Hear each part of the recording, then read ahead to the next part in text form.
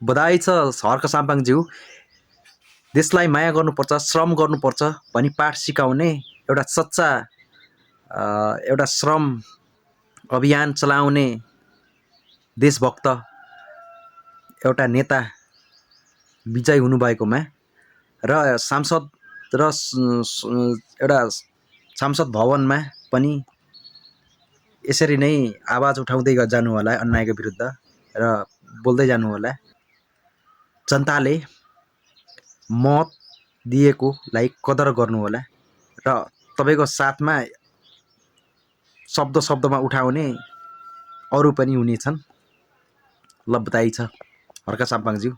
तर गाह्रो त गाह्रो जस्तो लाग्यो के मलाई त तपाईको चुनाव गणना गर्ने बेलामा त ढुकुढुकु कहिले तलतिर ढुकुढुकु गर्ने कहिले ढुकुढुकु गरेर उकालो लाग्ने, तर अलि उकालो लागेपछि मलाई अलि ढुक्क भयो कि पक्कै जित्नुहुन्छ भनेर। त्यसरी ल बधाई छ ल हजुरलाई।